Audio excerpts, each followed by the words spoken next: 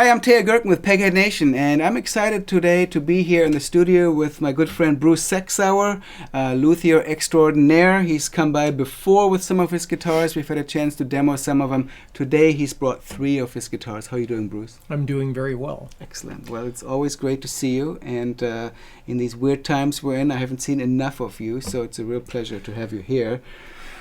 Yeah, I hope you're doing well. We've had quite a hiatus. We've had quite a hiatus. I know you've been busy building guitars, and you've had some of your own demos up on your website, and I've been following some of the instruments you've been building. These are the 3 latest you've been building? There's a little bit of space between them. Okay. These are my latest spec guitars. So I think what we'll do is let's do a brief introduction to all of these 3 guitars, and then let's focus on each one of them, and we'll play them a little bit and we'll talk about them a little bit. So what have we here? Which one are you holding there? I'm holding the Mama Bear. This is the medium-sized of these 3 guitars.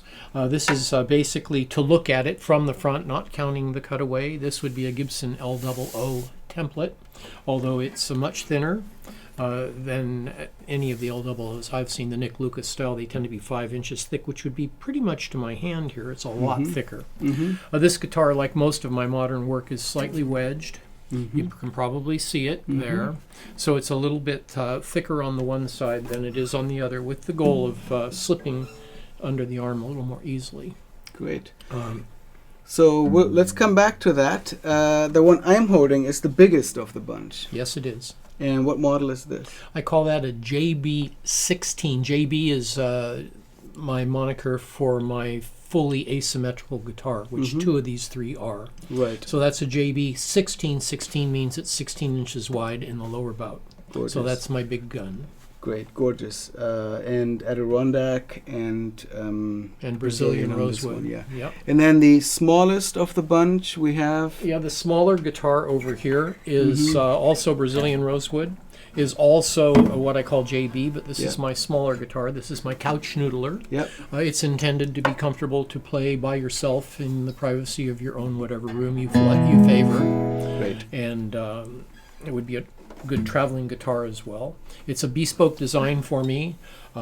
This is not similar to anything. It's a 00 sized guitar. It's a little bit small due to its length. Great. It's just a guitar. Beautiful It guitar. works very well. So let's get into this mid-size guitar you brought. First of all, we'll come back to the other 2 in a couple of separate clips. There's a cool story about the wood on this guitar. It's true. I've built quite a few L00s. I started doing that most of 10 years ago, which was a departure for me because I was building Martin-esque guitars, largely due to my relationship with Eric Schoenberg. Right. And this is more Martin inside than it is on the outside. But it's made from olive wood, which is a very unusual material for guitars. You hardly ever see it. Yep, Olive wood tends to be unstable. Yep. Too small a tree, it has all sorts of issues, which this particular tree did not. This wood came from the estate of Michael Hemken, one of my peers. Yeah, and Michael, for those of you, for those viewers who are not familiar with Michael, he was a great luthier in Sonoma County, here in California. Built some archtop guitars. That's what I was mostly familiar with. Also built various bowed stringed instruments and bows, as you've pointed out. Yeah, his career curve went from guitars through violas, violins, and into the bows for those instruments. That's and he passed away, what, about 2 years ago or Less so? than that, I think. Less than that, he passed away much too young, and we miss him. Yep. And you ended up with some of his wood. Yes, I assisted his widow's a funny word, isn't it? Yes. His widow, Reveille, a lovely human being, with getting rid of his estate. And I did much of that work by buying it outright. Okay. And so anyway, I had this chunk of wood that he had, she told me, for 20 years, and then he had it for another 30 years. So the wood was 50 years old when I got my hands on it. It was a billet about this big and that tall, and it was beautiful. She gave it to me, sort of a perk for helping her out. Okay. And it's turned out to be one of the most interesting parts of what would you I got. compare olive wood to? It's hard to make a comparison. Yeah. It is a hard, if it's domestic, and I don't know in what continent this wood grew, but it's a relatively hard wood. This wood was very well cured and dry and not oily as so many expect olive wood to be, and uncracked, stable as far as I can tell. It's, you know, the problem with saying what one wood is like in terms of other woods is that they are, the more you get into it, they are truly unique, one to the next. You know, the old saw is, what is most like Brazilian rosewood? Right. Nothing. Yeah. There's nothing most like Brazilian rosewood. Yeah. It's quite unique, and so are all of the other rosewoods in my experience. Have you built with olive before? Not a guitar. I've built furniture with olive. Okay. It was olive that I've gotten in the past, which was domestic, was beyond gnarly, full of cracks and fissures and warping stability issues. Right. Great for hand-carved Appalachian-looking stools, basically. And of course, we know that this wood has been well cared for and stored properly for at least 20 years. Yeah, probably. Yeah, Probably long. well stored for at least 30 years. Right. So I'm assuming this wood was cut for instruments in the first place because it looked it. Yeah. It was Yeah. cut the way I would have cut it and waxed and stored properly. Great. And what's the top on the guitar?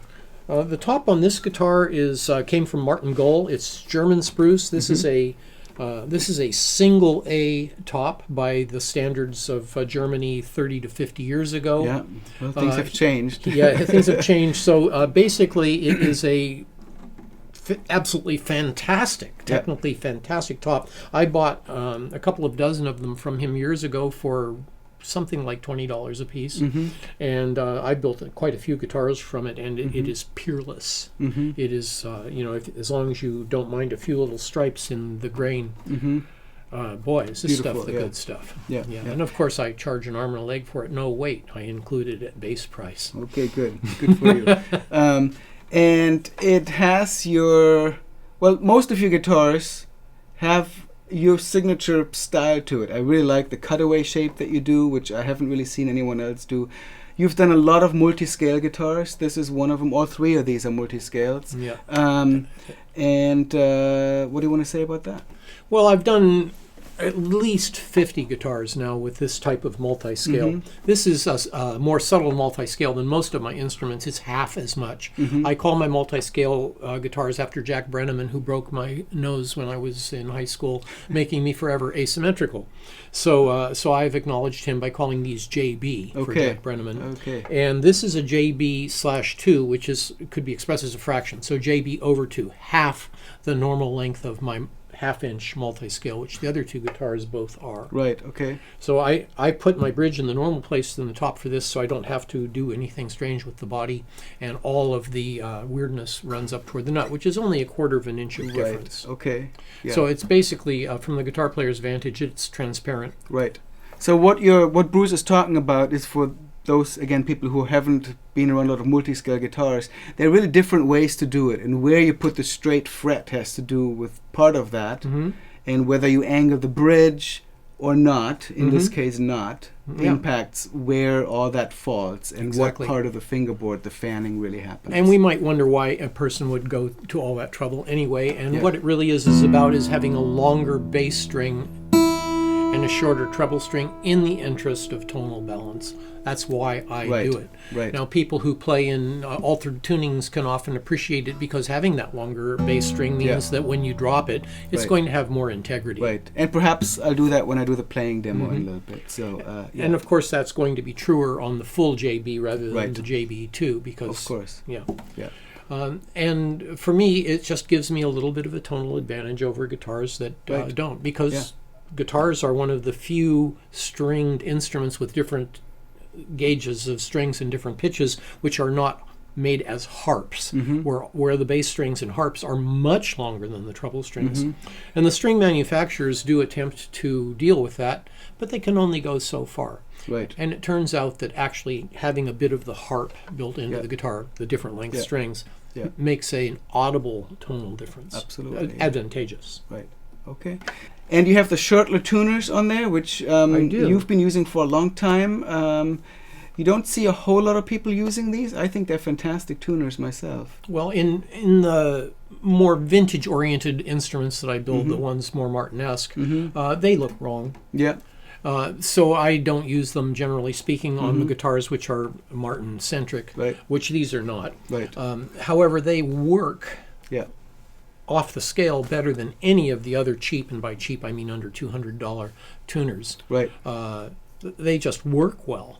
They are very smooth. There are never installation problems. I've installed at this point 50 or 100 sets of them without ever having an issue. Beautiful. Great. Yeah.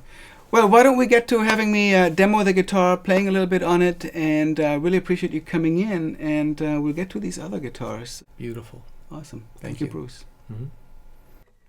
Mm-hmm.